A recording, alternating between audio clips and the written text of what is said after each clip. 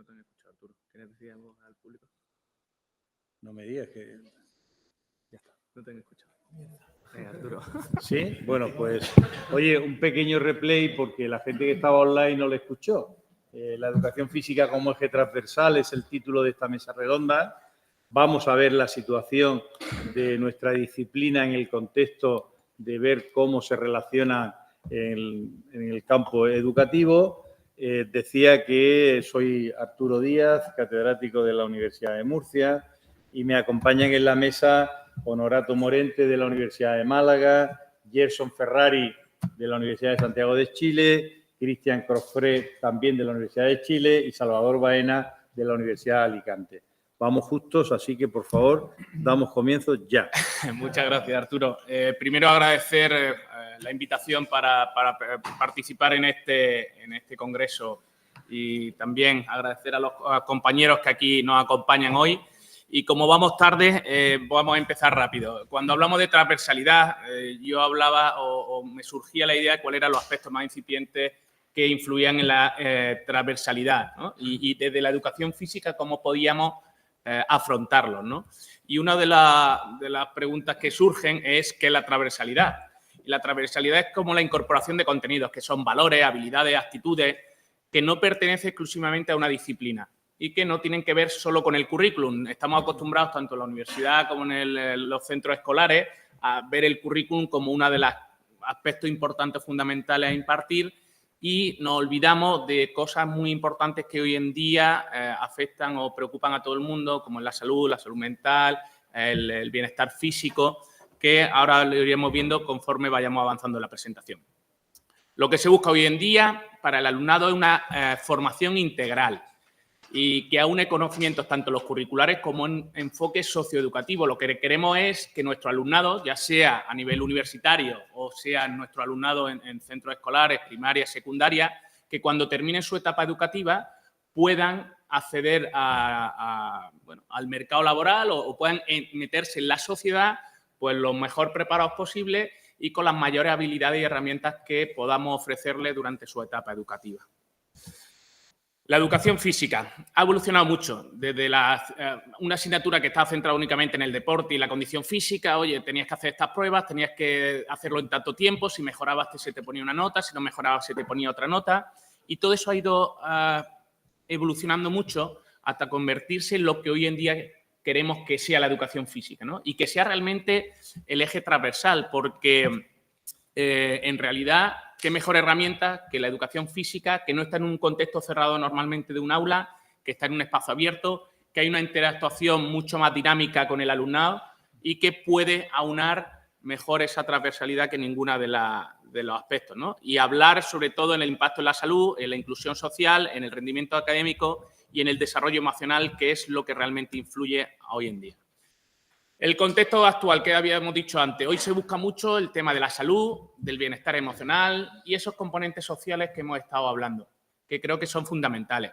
La educación física debe ser un puente interdisciplinar, vinculando la salud, la inclusión, la sostenibilidad y el desarrollo cognitivo, que son los aspectos fundamentales que nos dan ese factor diferenciador de lo que es el aspecto puramente curricular. ¿Pero qué problemas nos encontramos en la educación física actualmente? Por un lado, el tiempo. ¿Cuántas horas tenemos de educación física a la semana? Con suerte en primaria en algunos niveles y en algunas comunidades autónomas 3, en los primeros niveles. En secundaria en algunos han conseguido 3, pero no todas las comunidades autónomas. Con esto de las transferencias a las comunidades autónomas, pues cada una lucha por lo suyo, ¿no? O intenta. Es cierto que la política y los gobiernos cada vez se dan más cuenta de que realizar actividad física mejora y mejora el rendimiento y mejora esas capacidades para que el alumnado se desarrolle de una manera más integral. Pero del dicho al hecho hay mucho trecho, como dicen, ¿no? Una cosa es que se sepa, que haya estudios que lo corroboren, y otra cosa es que de verdad se implique desde niveles políticos a que eso se lleve a cabo. ¿Qué quiere decir esto? Que tenemos mucha idea de que eso mejora, pero ¿qué hacemos para que eso mejore si no damos más horas o no damos más capacidad o no hacemos lo que otros sí están haciendo, otros países? Y ahora queremos ver un poco cómo se trabajan en otros países. Es importante porque la coordinación con otras asignaturas muchas veces no fluye y eso es un aspecto que tenemos que tener en cuenta y que deberíamos trabajar sobre todo a niveles de primaria y secundaria. Y otro gran hándicap que tenemos en educación física son las infraestructuras. Luego, al final, si da tiempo a las preguntas, veremos un poco, lo he querido dejar para el turno de preguntas, cómo están ahora mismo la situación de metros cuadrados para uso en España y en otros países de Europa, ¿no? Y la verdad es que llama mucho un estudio del COLEF que se hizo el año pasado, es bastante interesante. Aspectos positivos que tiene hoy en día la educación física, pues que hay muchos proyectos vinculados y que vienen sobre todo a nuestro área, como el de salud, el de inclusión y el de sostenibilidad. ¿Pero qué se puede mejorar? Ahí tenemos que hacer un poco, ¿qué podemos hacer para mejorar esa educación física, para que esa transversalidad de la que estamos hablando funcione? Pues no hay mejor manera que ver qué hacen otros modelos, qué otros modelos están trabajando para poder replicar lo que funciona o lo que se pueda adaptar a nuestro contexto, porque al no ser contextos similares, no todo se puede adaptar y, ¿por qué no nosotros buscar unas líneas de actuación que podamos mejorar, ¿vale? Podemos ver modelo finlandés, modelo sueco, modelo danés, incluso el modelo francés, que aunque ahora veremos, ay, se han quitado la imagen, que aunque ahora veremos un poco cómo el modelo francés a día de hoy en cuanto a obesidad y en cuanto a nivel de actividad física puede asemejarse al nivel español, están haciendo políticas mucho más intensivas con el tema de la actividad física de lo que lo está haciendo o de lo que lo estamos haciendo nosotros en este país, ¿vale? Cuando vemos nivel y esta gráfica de la Organización Mundial de la Salud habla de qué países tienen un alto nivel de ejercicio, baja obesidad, medio nivel de ejercicio, obesidad moderada y bajo nivel de ejercicio y alta obesidad. España se situaría en la mitad. Pero hay una cosa que es un poco más llamativa. Si vemos aquí al final, la tendencia es que está estancada. Y es porque la dieta empeora, o dice este estudio. ¿Por qué? Porque hoy en día la comida, el fast food y el tipo está supliendo mucho a la comida mediterránea. La comida mediterránea, que se supone que es muy saludable, está siendo suplida por estas dietas y entonces España, a so pena de ir y acercarse más a países como Finlandia, Suecia o Dinamarca, tiende o tiene más tendencia a mantenerse. Mientras que la tendencia de estos países dice que mejora y continúa hay una mejora continua con unas políticas integradas muy acuciantes, que ahora veremos algunas de las cosas. Por ejemplo, en Finlandia, ¿qué enfoque tiene la educación física o cómo lo plantean en Finlandia? Es un enfoque mucho más integral, basado en pausa activa. Yo doy docencia en la Universidad de Málaga, tengo una asignatura que es del máster profesorado, son 5 horas seguidas, y yo cada 45, 50 minutos o una hora hago una pausa activa. No solo porque me atiendan, por mi beneficio, por decir, oye, voy a ser un poco egoísta, por lo menos para que despierten y me atiendan, sino también por el beneficio físico que genera. Hay estudios que dicen o intuyen que grandes pausas o mucho tiempo sentado no puede ser recuperado, ni incluso si era una persona activa y entrena diariamente. No se puede compensar. El daño que produce esa actuación no puede ser compensado por la actividad física. No, pero yo es que entreno por las tardes 2 horas, pues a lo mejor no es compensable o estos estudios dicen que no es compensable. ¿Qué es lo que tenemos que intentar? Yo en mi casa ahora estoy trabajando y en la universidad, por desgracia, se trabaja mucho delante del ordenador y está muy enfocado y te tiras muchas horas delante de un ordenador hoy en día con la investigación. ¿Y qué es lo que hago? Cuando cada 45 o 50 minutos me suena el reloj y me bajo a hacer algo de actividad física. Esas pausas que Finlandia, los finlandeses promueven entre sus actividades, yo lo llevo a cabo porque creo que es mejor para mi salud. De hecho, cuando vuelvo, primero he desconectado, aunque sean 5, 6, 7 minutos, y cuando vuelvo a trabajar estoy totalmente lúcido o más despierto o con la idea más clara que si hubiera seguido obcecado mirando todo el rato la misma pantalla. Habla también en Finlandia de clases al aire libre y aprendizaje basado en el movimiento. Y esto es en clases que no son de educación física, que también promueven la actividad física con el movimiento, ¿vale? En Suecia también dice que hay actividad al aire libre, que casi el 30% de las clases por su entorno tienen entornos naturales, los que salen mucho al campo y la pasan mucho en el porcentaje, o sea, en la actividad al aire libre.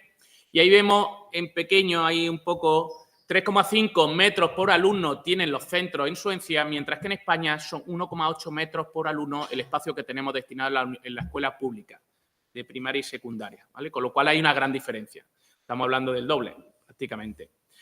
Y en Francia, que hemos dicho que el nivel, hemos visto antes que el nivel de actividad física, el nivel de obesidad, más o menos se parecía, podía ser similar al de España, han metido un programa ahora de 30 minutos al día, aparte de que ellos ya tienen 3 horas en todos los niveles de educación física, con lo cual ellos, por tendencia natural, irán a mejorar, mientras que nosotros cambiamos las políticas o no, nuestra mejora podrá ser relativa. En este cuadro un poco habla de las horas de clase de actividad física en España, Finlandia, Suecia y Francia. No voy a entrar mucho, aunque he puesto varias diapositivas de esto por falta de tiempo, pero sí quiero que veamos un poco que al final las horas de actividad física, hombre, siempre y cuando sean de calidad, eso está claro, no puede ser, oye, damos horas de educación física, pero para hacer teoría, no para practicar actividad física.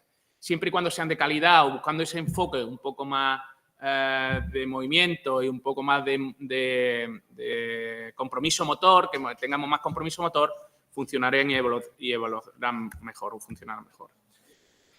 ¿Y qué soluciones podemos dar al sistema español? ¿Qué soluciones creéis que podemos dar al sistema español? Pues no lo vamos a ver ahora. Si queréis las preguntas, veremos las soluciones. Está aquí la presentación, pero quiero dejar algo para el tema de preguntas y como vamos tarde, lo dejamos ahí, ¿vale? Os dejo pensando un poco. Gracias. Muchísimas gracias, Gilson. Rápido, ¿no?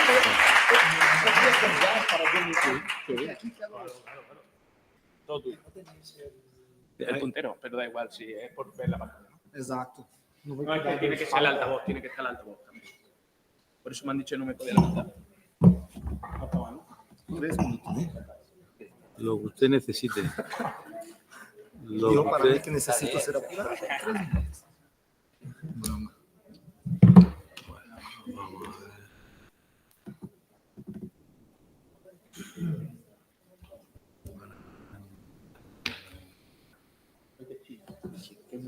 De Santiago.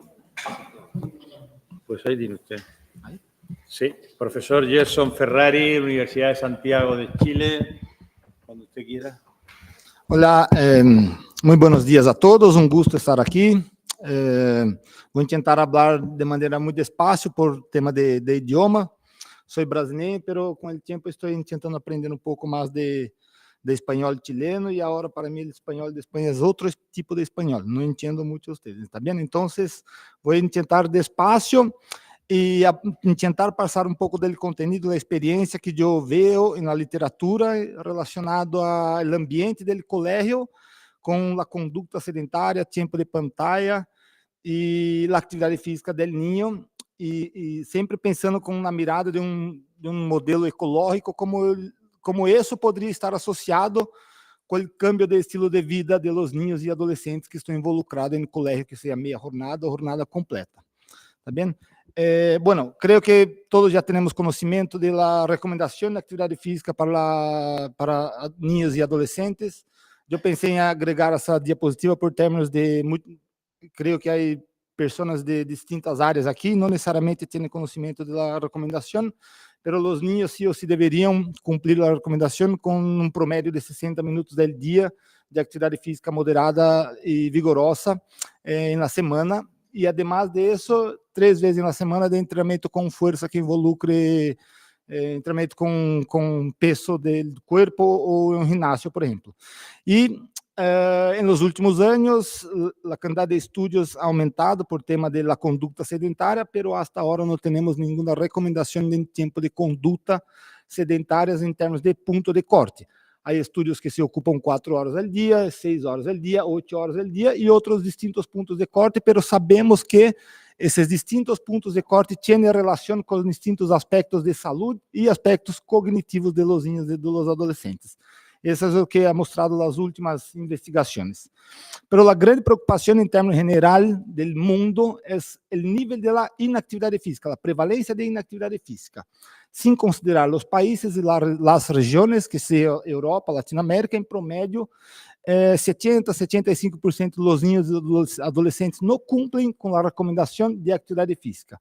Isso quer dizer que isso sí ou sí genera um custo em termos de saúde para o governo, para términos de convênio, de consulta médica, de enfermidade a curto, médio e largo prazo. Então, em geral, o que nós deveríamos pensar em termos de modelo ecológico, o que eu vejo é uma estrutura pensando a nível individual hasta um nível complexo de fatores que influenciam e estão associados com a prática de atividade física e conduta sedentária em colégio e em la casa também. James Salles, já há um par de anos, que publicou esse importante modelo ecológico que tem como a ideia de sempre pensarmos em aspecto intrapersonal do niño, aspecto do ambiente que a pessoa vive, isso em colégio, em barrio ou em la casa. Además, as características de acessibilidade onde o niño vive.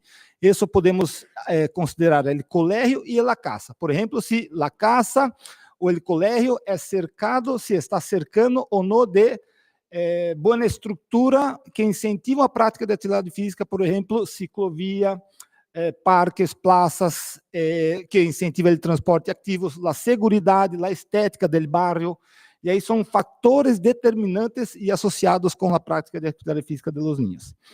A literatura internacional já ha mostrado em distintos países que o ambiente do bairro e do colégio está associado com a prática de atividade física e, además disso, com a conduta sedentária.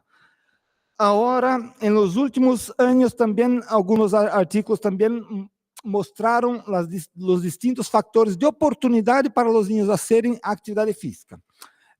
Por exemplo, em niños de Sul-América, um estudo analisou 150 mil niños e adolescentes de 13 a 17 anos e avaliou a atividade física e a conduta sedentária. A atividade física foi avaliada de maneira subjetiva, a conduta sedentária o mesmo, e aí os pontos de corte foram hasta 300 minutos, foram considerados os niños como inativos.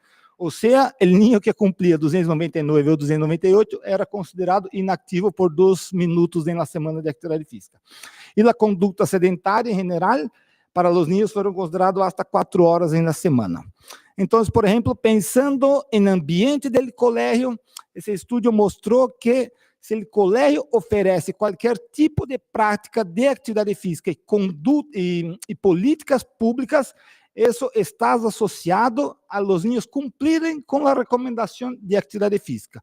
A pergunta que os investigadores evaluaram foi: tu colégio tem ou não tem política e prática de atividade física e de alimentação sana? E aí, isso está positivamente associado a los niños estarem mais ativos. Obviamente que isso é somente um exemplo de uma pergunta, mas há distintos outros indicadores que também estão associados com a prática de atividade física e diminuição de conduta sedentária. E, por outro lado, esse estudo também mostrou que se há prática de atividade física e de alimentação saudável em los colégios, isso tem uma associação negativa com a conduta sedentária. Ajuda está associada ao niño quedar menos tempo em conduta sedentária. Agora, considerando as distintas intensidades de atividade física, um outro estudo analisou 61 mil niños e adolescentes, pero evaluou distintas intensidades de atividade física, que foi os acelerômetros e para considerar a atividade física leviana, moderada, vigorosa, muito vigorosa e a conduta sedentária. E para evaluar o ambiente do colégio, os investigadores ocuparam um questionário subjetivo, por suposto, para evaluar distintos indicadores, por exemplo, as facilidades, a estética do colégio, o tráfego para ligar em colégio, o índice de criminalidade e alguns outros indicadores. Como, por exemplo, esse mesmo estudo evaluou a atividade física leviana, moderada e vigorosa, e moderada e vigorosa, e mostrou que se os colégios de distintos países têm políticas públicas relacionadas à atividade física, isso ajuda a cambiar a atividade física leviana, atividade física moderada e atividade física moderada e vigorosa. E, además, se tem competição entre os colégios, isso também apoia em aumentar a atividade física moderada, vigorosa e muito vigorosa. Um outro estudo multicêntrico que analisou distintos países, que foi coordenado por Estados Unidos, analisou 6 mil niños de 9 hasta 11 anos de idade, e de países de distintos continentes. Então, eles evaluaram os barrios e os colégios, toda a estrutura do colégio de maneira subjetiva e de maneira objetiva, através de observação, e aí eles confirmaram essa relação de todo o ambiente que está relacionado com a prática de atividade física do niño em colégio e por termos de transporte ativo, tá bem? E como conclusão, eles mostraram que, principalmente para nível de atividade física e obesidade, os principais indicadores foram as políticas públicas de atividade física e alimentação sana para apoiar e aumentar o nível de atividade física dos niños e adolescentes, tá bem?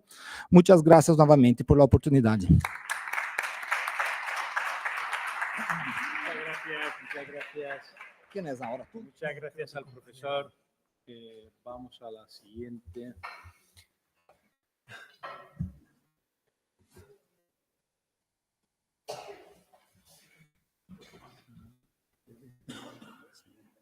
Esta es la tuya.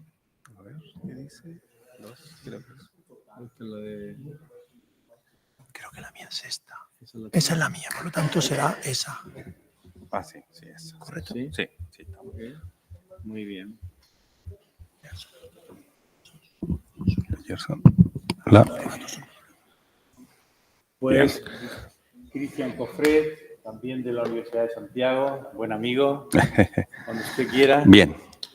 Bien, gracias. Bueno, la idea de esta presentación es comentar un poco sobre un manual de fuerza y juegos de alta intensidad que se desarrolló en razón de un proyecto, desarrollo, escalamiento, validación de un sistema integrado de intervención en escolares, en alimentación, actividad física y entorno comunitario de la ciudad de Santiago. Es un proyecto grande con bastantes recursos que nos permitió tomar bastantes datos y hacer una intervención que era lo que veníamos hace rato tratando de hacer, que era no solo hacer diagnósticos, sino también hacer de alguna manera una intervención. Tuvimos el ganar ese fondo y se nos vino la pandemia y se nos acortó mucho la intervención, etcétera. Pero bueno, vamos a comentar en parte lo que pudimos desarrollar, que por ejemplo es este manual que yo les comento. Bueno, toda la historia parte de alguna manera con el desarrollo de mi tesis doctoral, con el doctor Félix Zurita y el doctor Muros, en donde hacemos un estudio que nos permite identificar algunas cosas en escolares chilenos que tenían sobrepeso y obesidad. Y era una relación importante de la afectación sobre la autoestima, el autoconcepto en estos chicos que presentaban sobrepeso y obesidad, pero como también aparecía la fuerza muscular, la fuerza como un factor protector, como un factor que de alguna manera tenía un poder mayor que la resistencia aeróbica, por ejemplo, y en ese contexto nos llamó mucho la atención la relación que había entre buena alimentación, fuerza muscular y los niveles de autoestima y autoconcepto. En ese contexto, entonces, decidimos hacer un trabajo en donde tuviésemos una intervención asociada con la fuerza, los modelos, ya este modelo del 2012 de Lloyd, que suele utilizarse y que vino a reemplazar estos modelos alemanes de fases sensibles, etcétera. Ya estos modelos, si ustedes se fijan en el tamaño de la letra y en los énfasis, habla de un trabajo de fuerza desde tempranas edades, enfatizar en la fuerza tanto en niñas como en niños.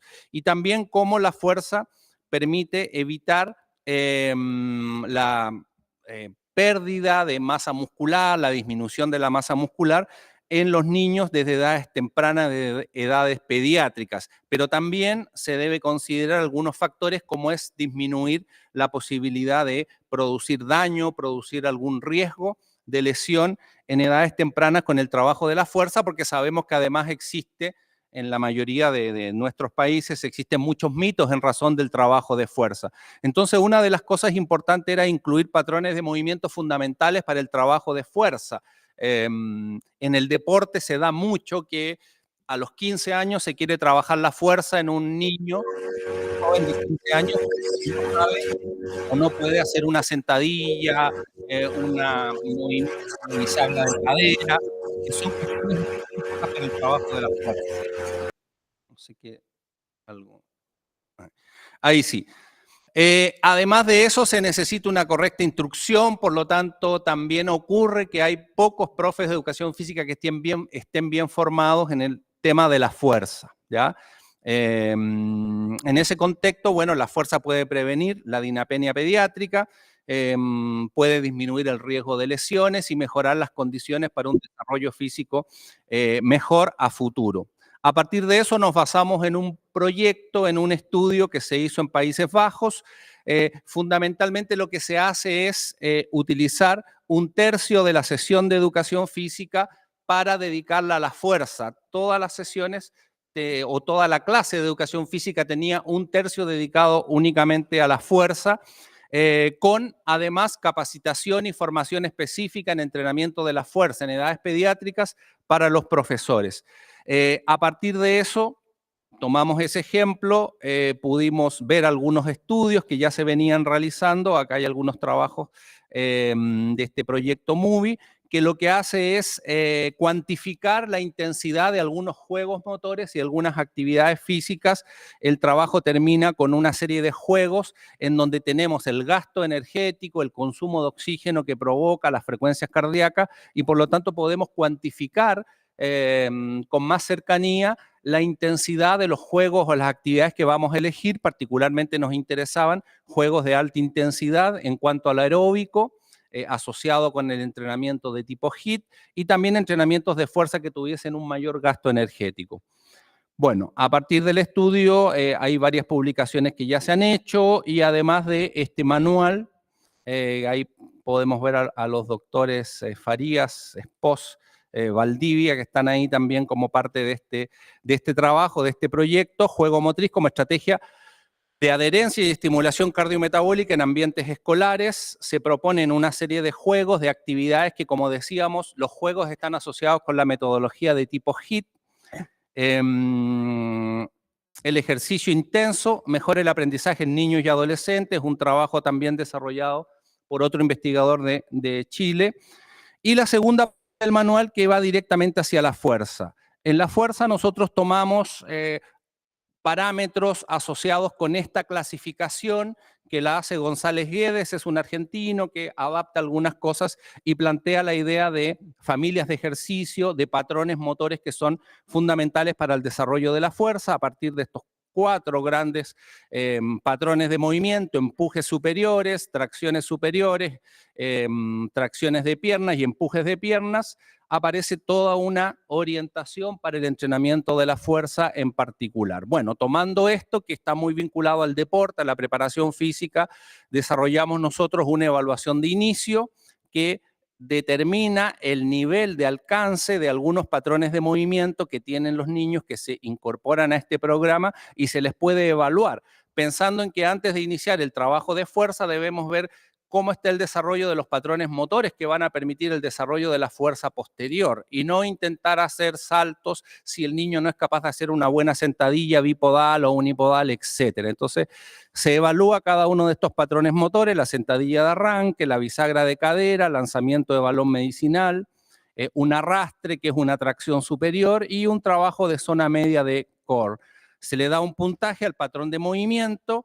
Se hace una clasificación según el puntaje general que el niño obtiene y ahí hay un ejemplo de un niño que obtiene 12 puntos donde podemos verificar qué patrones de movimiento están más atrasados o qué patrones de movimiento están en mejor condición.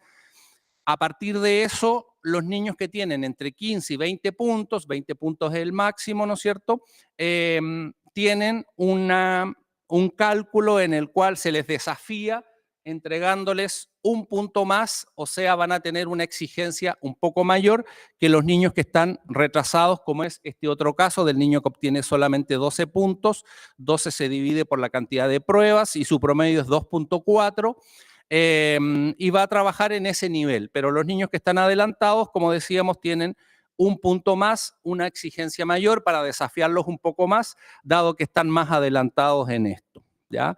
Y a partir de eso aparecen niveles de progresión con ejercicios que son fundamentales para cada uno de los niveles en estos ámbitos que serían los ejercicios de dominancia de rodilla asociados a la sentadilla, la estocada, los dominantes de cadera, los empujes, jalones o ejercicios de zona media.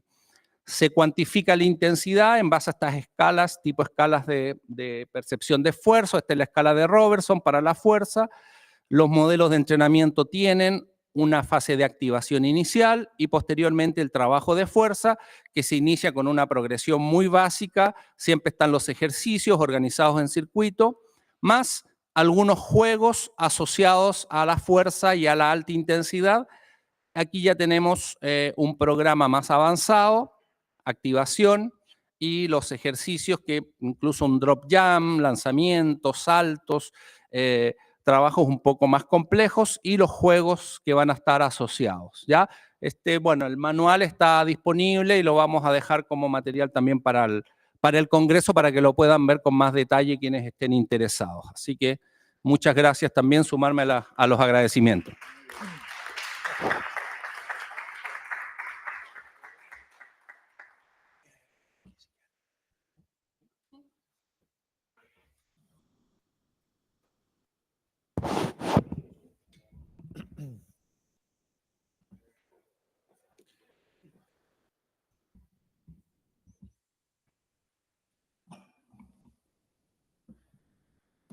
Pues, don Salvador. Muchas gracias, Arturo. Ya Alicante. Y granadino. Así que lo primero que quiero empezar es dar las gracias a los organizadores del Congreso. Yo hoy juego aquí en casa.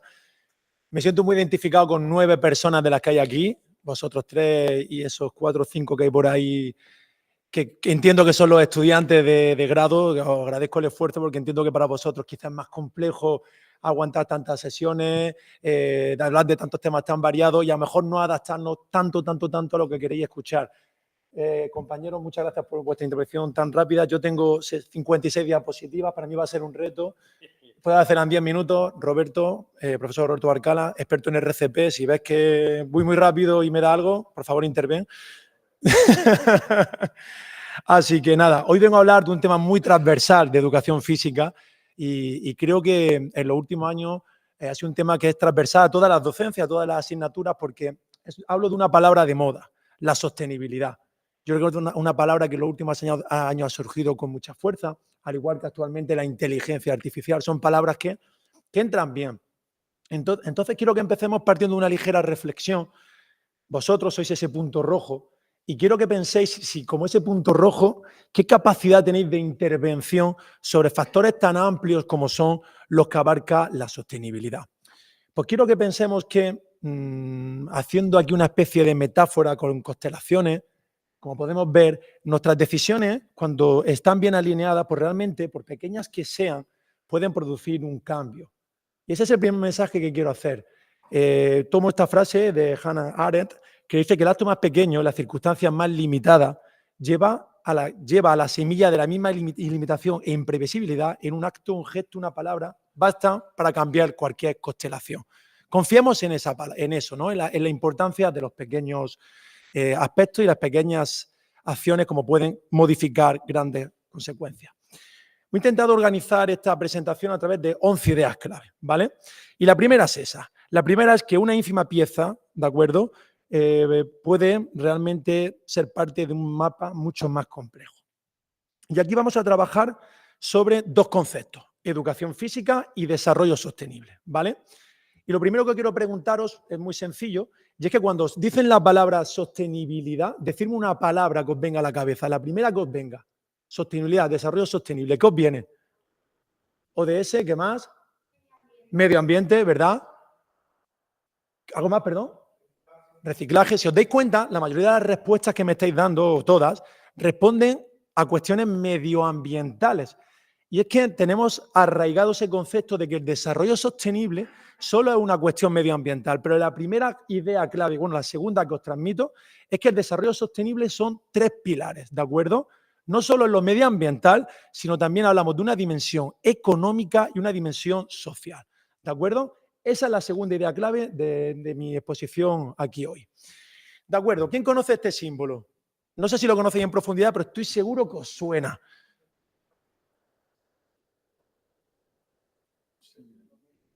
Sí, la Agenda 2030 viene representada, ¿de acuerdo?, en este símbolo. Lo habéis visto, ¿verdad?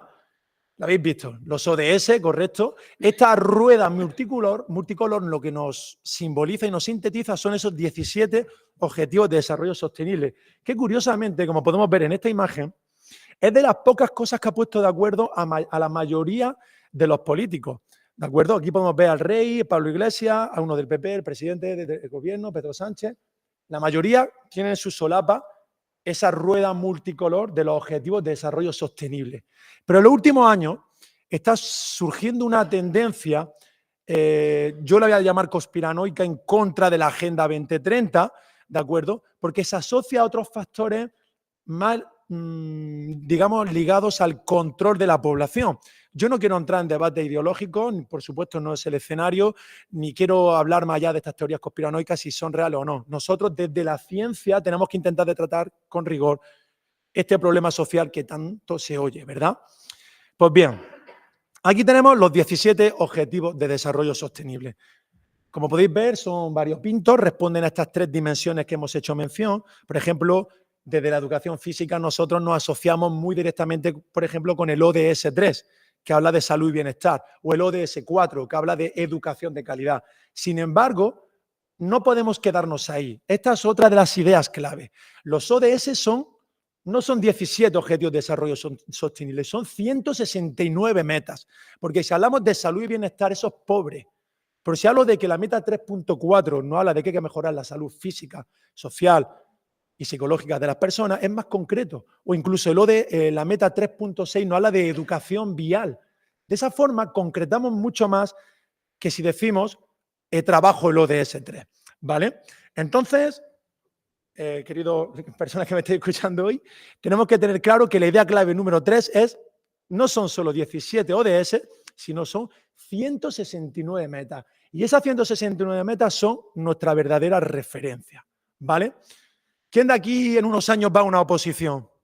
¿O tiene pensado ir a una oposición? ¿Hay estudiantes de primaria aquí, de infantil? ¿No vais a opositar? ¿Soy estudiantes de...? ¿No? ¿De acuerdo? Pensaba que había más estudiantes. ¿Soy docente en activo? Ah, vale. Una oposición es el acceso a un concurso de plaza para ser docente, profesor, maestra. Vale, perdón por el... ¿Vale? ¿De acuerdo? Bueno, vosotros podéis estar de acuerdo, queréis trabajar los ODS, no queréis trabajarlos, me da igual lo que penséis. La legislación os dice que tenéis que trabajarlos. El nuevo Real Decreto, ¿de acuerdo? La LOMLOE, se ha articulado en esa búsqueda del perfil de salida en las inquietudes que vienen recogidas en la Agenda 2030. Por lo tanto, más allá de pensar si estás de acuerdo o no, tenemos que trabajar los ODS, ¿vale?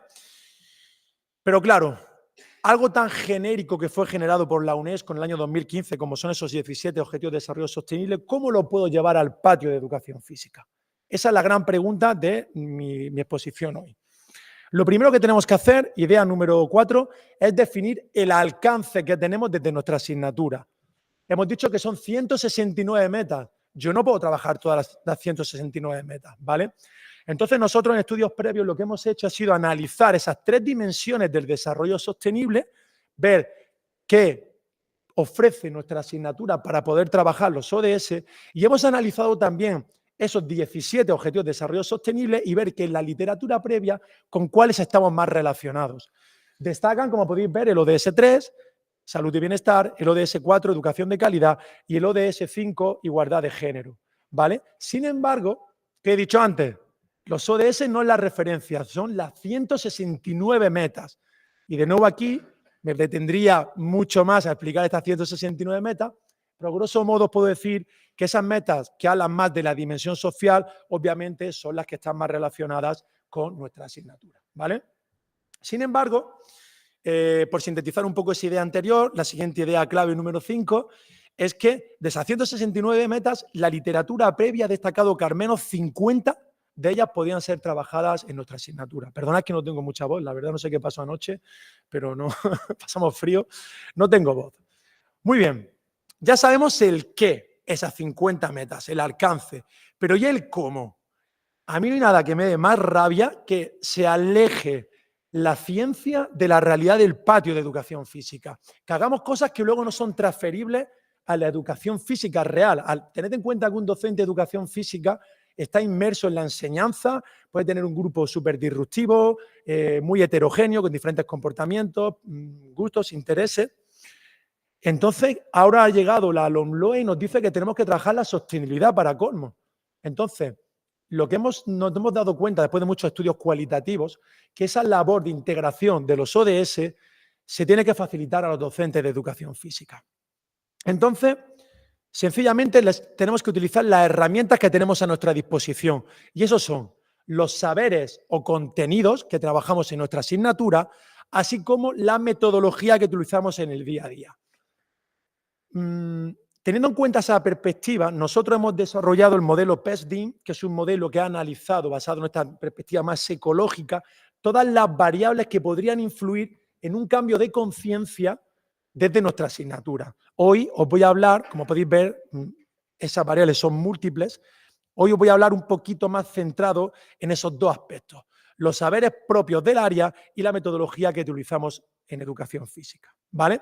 Pero, por supuesto, hay una diversidad de variables que hacen muy compleja realmente hacer un cambio de conciencia del desarrollo sostenible desde solo nuestra asignatura. Un ejemplo, modelo de responsabilidad personal y social, un modelo consolidado en nuestra literatura científica de educación física. Pues nosotros hemos hecho una propuesta, un artículo que ha sido recientemente publicado, que, digamos, readapta los niveles de responsabilidad social que planteaba Helison y los adecuaba a las necesidades que vienen de una forma implícita en el desarrollo sostenible. Si tú utilizas esa metodología del modelo de responsabilidad personal y social, puedes trabajar unas metas. Otro ejemplo con el aprendizaje cooperativo. Obviamente esta diapositiva, no voy a detenerme a leerla, pero lo que he pretendido plasmar es la evidencia que tiene el aprendizaje cooperativo que ha mostrado en la literatura previa y cómo esa evidencia se relaciona con metas específicas de los ODS. Aquí, el modelo de educación deportiva. Me voy a detener especialmente en este modelo porque me parece especialmente interesante. Hablábamos antes de que el desarrollo sostenible son 3 dimensiones: económica, social y medioambiental. Pero ¿y la económica? ¿Cómo la trabajamos de educación física?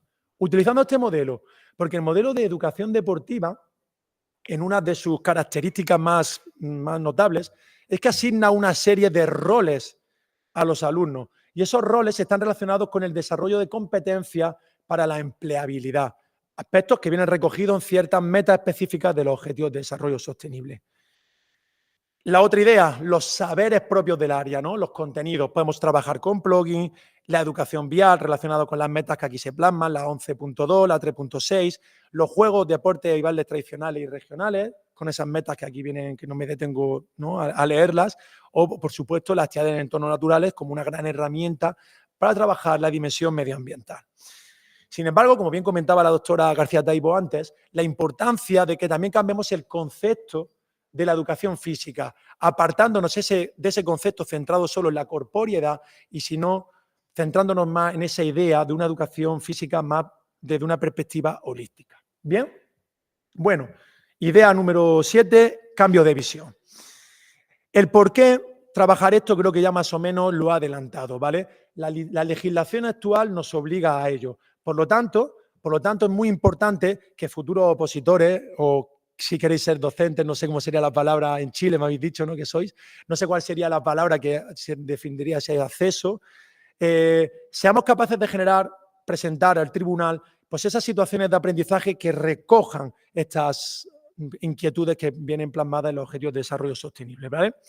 Aquí en un artículo que publicamos a nivel divulgativo en la revista española de Educación Física, lo que presentamos son diferentes situaciones de aprendizaje relacionadas con esas competencias específicas y las diferentes competencias clave del Real Decreto actual. Muy bien. ¿Qué más podemos hablar? Bueno, para demostrar esta viabilidad de cara a un aspecto más curricular, también es relevante que nosotros relacionemos esas situaciones de aprendizaje con esas metas específicas que he ido mencionando. Y para que al mismo tiempo seamos conscientes de que estamos realmente cambiando o mejorando esa conciencia para el desarrollo sostenible, sería interesante también vincularlas con los criterios de evaluación, porque lo único que medimos nosotros como docentes, si cambia cuando hacemos nuestro proceso docente, es esos criterios de evaluación, ¿vale? Entonces, esa asociación criterio-evaluación, meta específica de ODS, parece una buena forma de una integración real de la sostenibilidad en nuestra asignatura.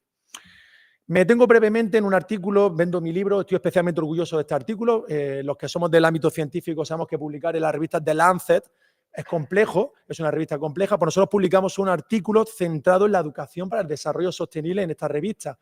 Y ahí nos dimos cuenta de lo complejo que es establecer recetas genéricas para trabajar la sostenibilidad, porque depende mucho, obviamente, de la edad madurativa de los diferentes estudiantes, etcétera. Entonces yo llego a una conclusión importante, y es que yo recuerdo que en mi etapa formativa nos exigían mucho formarnos en las TIC-TAC, en la tecnología. Si eres un profesor actualizado, tenías que controlar las TIC. Yo creo que la formación complementaria actual en los docentes tiene que estar también muy centrada en saber cómo integrar la sostenibilidad de una forma adecuada. Porque, como podéis ver, es realmente complejo producir este cambio de conciencia, ya que, por supuesto, exige una estrategia multidisciplinar y son muchas las variables de esta perspectiva ecológica que aquí se ha mencionado previamente que influyen en un cambio de conciencia real de desarrollo sostenible. No me ha dado el infarto, Roberto, así que bien. Creo que me ha adecuado aproximadamente el tiempo para hacer 56 diapositivas. Así que, bueno, termino con esta frase del secretario general de la Organización de las Naciones Unidas, Antonio Guterres, que decía que no somos, en este caso, los dinosaurios en el planeta, somos el meteorito. Así que nada más, muchas gracias por vuestra atención y nada, cualquier duda. Muchísimas gracias, Salvador.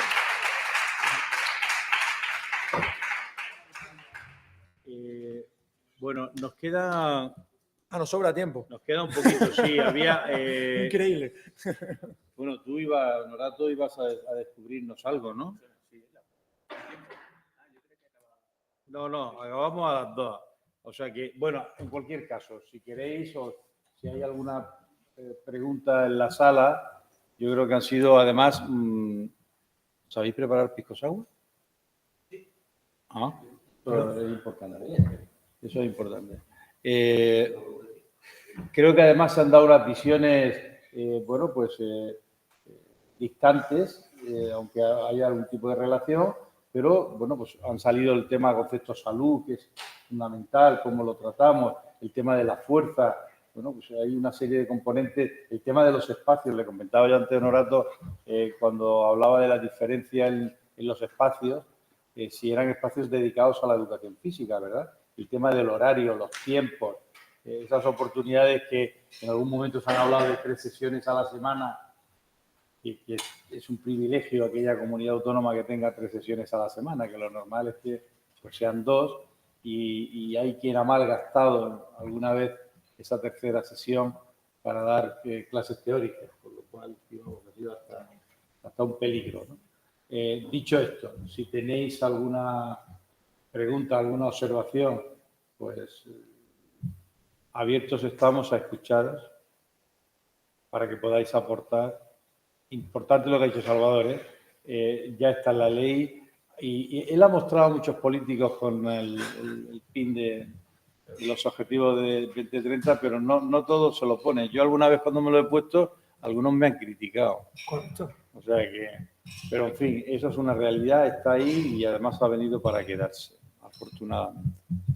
Si somos capaces de ir concienciando poco a poco, aunque sea, pues no sé, 1 al día, pues en algún momento estaremos todos. Intervenciones. Pedro, no insistas. Si quieres, puedes hacerlo.